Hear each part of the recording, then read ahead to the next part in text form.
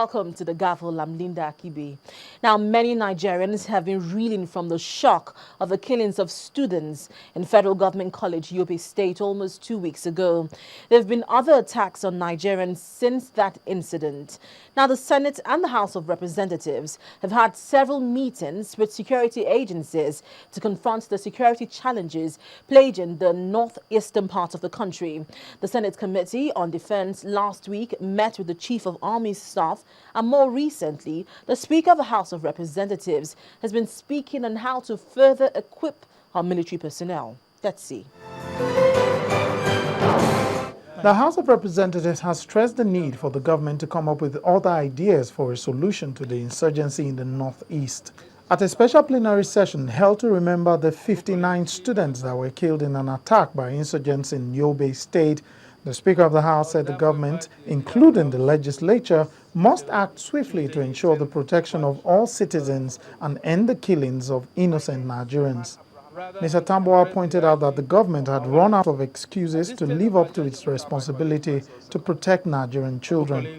On February 25, 2014, the very day the House adjourned plenary, Nigeria suffered a horrendous terrorist attack, that struck a fatal blow at the heart of the soul and the soul of the Nigerian nation, and the secreted values that decent peoples of all nations hold dear. On that night, about 59 students of Federal Government College, Buniadi, Yobe State, were killed in the most heinous manner. Some of our future national leaders were mowed down in gruesome circumstances in their sleep. Some were shot dead, while many were burned beyond recognition. That day was a day that will live in the infamy in the history of this nation. Will live in infamy in the history of this nation. When innocent, harmless, and defenseless women and children became the target of these heartless, murderous bandits. When the lives of sleeping children are so callously snuffed out, it becomes clear that these agents of terror have murdered sleep, and they henceforth deserve none. Whatever grievances the terrorists harbor against the government of Nigeria, Nigeria's innocent children have nothing to do with it. Nigeria's children bear no responsibility for either policy making or policy implementation in Nigeria. It is therefore an act of cowardice worthy of ringing condemnation to target the children, to strike at those who are not only innocent, but are also unable to strike back or defend themselves. 2 days later, while meeting with a delegation of the Unity School's Old Students Association in the National Assembly, the Speaker of the House also made it clear that the House is set to confront anyone responsible for not applying funds meant for troops in the troubled northeastern part of the country. We cannot commandeer troops. We can only pass resolutions. We can only appropriate funds. We can, of course, oversight the implementation. But we have our limitations in following the money, in following appropriated funds. And that's why I said in my speech that we may have to find, even as parliamentarians, new ways of improved oversight so that we can ensure that what is meant for the welfare of our soldiers who have given in their life, they have surrendered their life, they have committed their life to this country, should be improved.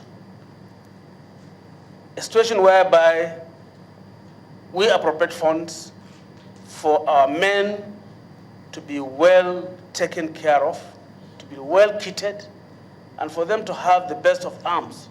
And then somebody somewhere is playing politics or is not implementing that appropriation. It's not applying those funds judiciously. It's unacceptable.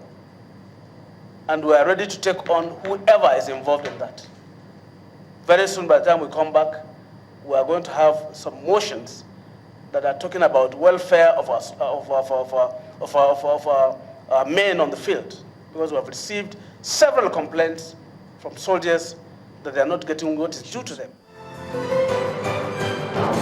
Since December 2013, the Senate Committee on Finance has been investigating allegations made by the suspended CBN governor that the NNPC failed to remit $49.8 billion from oil revenue to the Federation account. The CBN governor later said the figure was now $20 billion. The committee has been listening to officials of the NNPC, the Budget Office, Ministries of Finance and Petroleum to get to the bottom of the matter.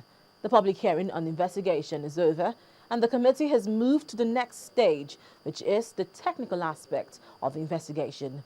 We caught up with the chairman of the committee, Senator Ahmed Makafi, to tell us more on the investigation. We have finished taking the presentations.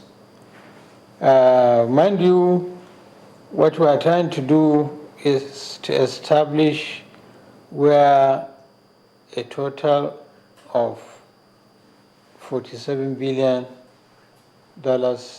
equivalent to total lifting, where all the money has gone to. And you have to go back to the first thing being alleged, that $49.8 billion was unremitted.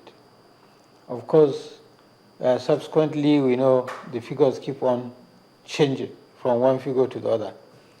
And we know where among all agencies there was consensus. We know where there are differences. We know where the differences are completely apart. We know where the differences are narrow.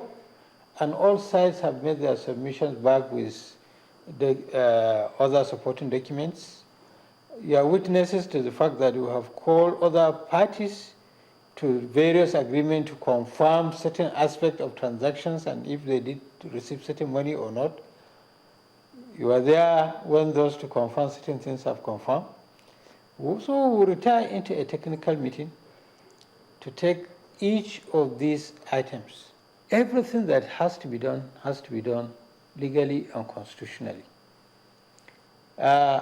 Having directed the Ministry of Finance, the question which arose, do they have a legal basis to do so?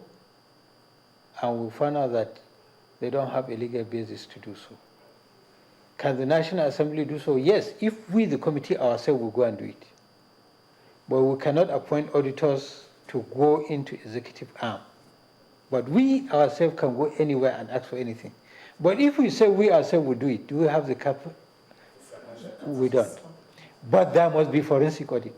I don't think that the presidency acts any other body than the Auditor General. I don't believe so. By law, he cannot appoint auditors, for NNPC or Nigerian Post Authority. Everything you have to be careful how you go about it. Otherwise, it will be a worthless exercise. He may do so, if you do it for your own internal consumption. For example, the issue is that you may end up with a document that even though we give you a picture of something, but you cannot present that document before a court of law because of how you went about doing it. Looking at the size of the documents to go through, we are free as a legislature, and we have the resources. The Senate President has approved the resources for us to hire another set of independent auditing firms to audit that expenditure of losses of $2.1 billion. But the one on the subsidy, yes, which when you take it to December could be 10 billion, could be 11 billion, could be anything, we don't know. We don't have the technical know-how, neither do we have the resources that we can pay a number of consultants. Even, as a matter of fact, we cannot send a consultant to any agency of government. We ourselves can go. But if we ourselves go, we will not have the technical know-how, neither will we have the